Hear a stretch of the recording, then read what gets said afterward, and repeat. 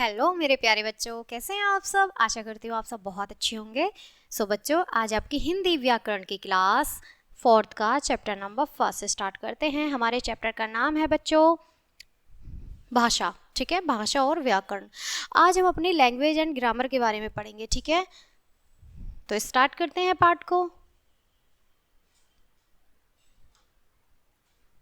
हम क्या जानेंगे। ठीक है, सबसे पहले हम अपने पार्ट के पॉइंट देख लेंगे कि हमारे पार्ट में दिया क्या गया है। ठीक है बच्चों, सबसे पहले हमारा भाषा के प्रकार। ओके, सेकंड है हमारा लिपि। ठीक है, और थर्ड है हमारा व्याकरण। ठीक है, तो बच्चों मनुष्य एक सामाजिक सोशल प्राणी है। ठीक है, सामाजिक का मतलब होता है बच्चों सोशल, इंग्लिश में जिसे हम बोलते हैं। ठीक है, मनुष्य एक सामाजिक प्राणी है। उसे परिवार, समाज और मित्रों के साथ रहना अच्छा लगता है। परिजनों के साथ हंस बोलकर वह अपना सुख दुख बांटता है। दो युवक खड़े हैं, वे आपस में कुछ नहीं बोल रहे हैं। दो युवक खड़े हैं और वो आपस में कुछ भी नहीं बोल रहे हैं, इसलिए हमें नहीं पता कि वे क्या कहना चाहते हैं। ठीक है, तो यहाँ पर पिक्चर देख पा रहे हैं बच्चों, स्नेहा उठो। यहाँ पर पिक्चर है कि स्नेहा की जो मम्मी है वो उसे उठा रही हैं कि स्नेहा उठो। ठीक है, लड़का यहाँ पर है, माँ बोलकर बेटी को उठा रही है। ठीक है, तो बच्चों इसका जो ये आंसर है वो दिया गया है कि माँ जो है वो बोलकर बेटी को उठा रही है। जब वो बोल रही है तो पता चल रहा है कि वो बात कर रही है। ठीक है, ओके। आगे है लड़का लिखकर अपने मन की बात कह रहा है। यहाँ पर लड़का अपने लिखकर मन की बात कह रहा है। ओके, आगे देखेंगे। इस प्रकार स्पष्ट है कि हम बोलकर लिखकर अपने विचारों को प्रकट करते हैं, जिसे भाषा कहते हैं।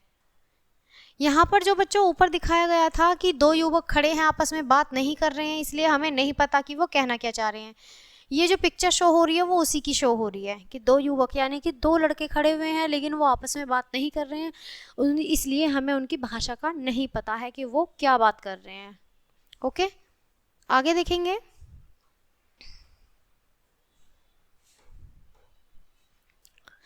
अपनी बात दूसरों तक पहुंचाने और दूसरों के विचार जानने के लिए जिस साधन का प्रयोग किया जाता है उसे भाषा कहते हैं। भाषा के दो प्रकार होते हैं बच्चों, मौखिक भाषा और लिखित भाषा। बच्चों दो प्रकार की जो भाषा होती है वो दो प्रकार की होती है, लिखित भाषा और मौखिक भाषा। सबसे पहले हम मौखिक भाषा के बारे में पढ़ेंगे। जब हम अपनी बात बोलकर दूसरों को समझाते हैं और दूसरे हमारी बातों को सुनकर समझते हैं तो उसे मौखिक भाषा कहते हैं। जैसे बातचीत करना, भाषण सुनना। बातचीत करना और भाषण सुनना दोनों ही सुनना और बोलने का काम हो रहा है, तो ये हमारी क्या है, मौखिक भाषा है बच्चों। अब आ जाते हैं लिखित भाषा पे। लिखित भाषा में है बच्चों, यहाँ पर देखिए लड़की सिंगिंग कर रही है पिक्चर में, तो वो क्या है, बोल रही है। ठीक है, अब यहाँ पर बच्चों लिखित भाषा के बारे में बोलेंगे। लिखित भाषा, जब हम अपनी बात लिखकर समझाते हैं और दूसरे हमारी बात पढ़कर समझते हैं तो उसे लिखित भाषा कहते हैं। जैसे गृह कार्य करना, अखबार आदि पढ़ना। ओके, यहाँ पर ये लिखित भाषा का प्रयोग हो रहा है। व्हाट्सएप, ईमेल, पत्र, लेखन, लघु संदेश सेवा, एसएमएस, ठीक है, एसएमएस आदि लिखित भाषा के उदाहरण हैं। अन्य भाषाएं, अब बात करेंगे बच्चों अन्य भाषाएं की। संसार में अलग अलग भाषाएं बोली व लिखी जाती हैं। सभी देशों की अपनी एक भाषा है, जैसे जापान में जापानी, जर्मनी में जर्मन, फ्रांस में फ्रेंच आदि भाषाएं बोली जाती हैं। इसी प्रकार हमारे देश की भी राजभाषा हिंदी है। तो बच्चों जो हमारे देश की राजभाषा है वो कौन सी है, राजभाषा हिंदी है। यहाँ अधिकतर लोग हिंदी भाषा बोलते हैं, पढ़ते हैं तथा समझते हैं। अतः हिंदी भाषा को ही संविधान द्वारा राजभाषा स्वीकृत किया गया है। संविधान द्वारा ही हमारी भाषा को राजभाषा घोषित किया गया है बच्चों। भारतीय संविधान की 8वीं अनुसूची में 22 भारतीय भाषाओं को शामिल किया गया है, जैसे कि असमिया, कन्नड़, उर्दू, कश्मीरी, पंजाबी, मराठी आदि। ठीक है, आदि 8 भाषाओं को इसमें सम्मिलित किया गया है। भारत की भाषाएं, अब बच्चों भारत की भाषाएं देखेंगे हम कौन कौन सी हैं। ठीक है, ये यहाँ राज्य हैं, यहाँ राज्य की भाषाएं हैं। ठीक है, जैसे कि पश्चिम बंगाल, बंगला। ठीक है। जो भाषा बोली जाती है बच्चों, पश्चिम बंगाल में बांग्ला, ठीक है, आंध्र प्रदेश में तेलुगु, ओडिशा में ओडिया, ठीक है, पंजाब में पंजाबी, उत्तर प्रदेश में हिंदी, महाराष्ट्र में मराठी, केरल में मलयालम, तमिलनाडु में तमिल, गुजरात में गुजराती, असम में असमी, कर्नाटक में कन्नड़, मणिपुर में मणिपुरी, ठीक है, मणिपुर में मणिपुरी भाषा। अब यहाँ पर देखेंगे बच्चों लिपि। ओके, लिपि देखेंगे कि लिपि हमारी कौन कौन सी होती हैं।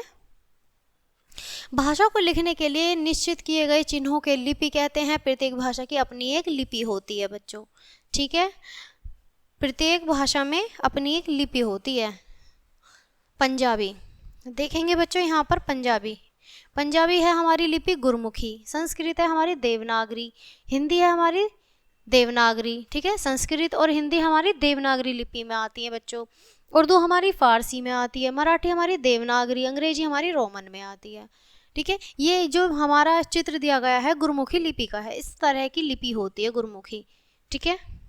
आ जाते हैं व्याकरण पर, ठीक है। ओके बच्चों, अब व्याकरण पढ़ेंगे हम। भाषा के शुद्ध रूप का ज्ञान व्याकरण के द्वारा होता है। हर भाषा के कुछ नियम होते हैं, इन नियमों की सही जानकारी व्याकरण से होती है, और भाषा को शुद्ध रूप से लिखने तथा बोलने का ज्ञान भी व्याकरण से ही होता है। ओके, घोड़ा दौड़ रही है, तो ये क्या है बच्चों, यहाँ गलत है। घोड़ा दौड़ रहा है तो वहाँ सही होगा। जाते हैं हम पाठशाला, ये भी गलत है। हम पाठशाला जाते हैं, ऐसा होना चाहिए, ठीक है। उपयुक्त चित्र के साथ दिए गए दोनों ही वाक्य गलत हैं, क्योंकि घोड़ा पुल्लिंग है, अतः दौड़ रही न होकर दौड़ रहा होगा। ओके, दूसरा वाक्य भी गलत है, क्योंकि शब्दों का क्रम ठीक से नहीं रखा गया है। इनका शुद्ध रूप से होना इस प्रकार है, घोड़ा दौड़ रहा है। अब शुद्ध क्या है बच्चों, यहाँ पे घोड़ा दौड़ रहा है, और वहाँ ये गलत दे रखा था, ठीक है। हम पाठशाला जाते हैं, जैसा कि मैंने अभी आपको बताया था कि हम पाठशाला जाते हैं, इस तरह से वो सही होना चाहिए, तो ये गलत है यहाँ पर, और ये यहाँ सही है। ओके, आगे देखेंगे बच्चों। उपयुक्त वाक्यों को सही व गलत जानने के लिए कुछ नियम बनाए गए हैं। इन नियमों की सहायता से ही हम भाषा को शुद्ध लिखना, बोलना व पढ़ना सीख सकते हैं। ये नियम एक सूत्र में बंधे होते हैं। आओ दोहराएं, ठीक है। अब हम इन्हें दोहराएंगे, क्योंकि हमने अभी अपने पाठ में क्या सीखा उसे हम दोहरा लेते हैं।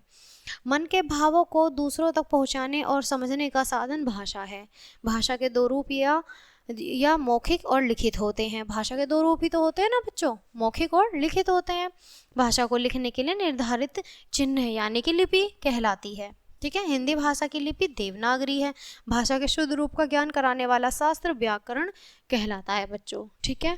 जो हमें अपने वाक्य कैसे बनाने चाहिए, अपने शब्द किस तरह से हमें लिखने चाहिए, वो सब क्या हमें व्याकरण समझाता है।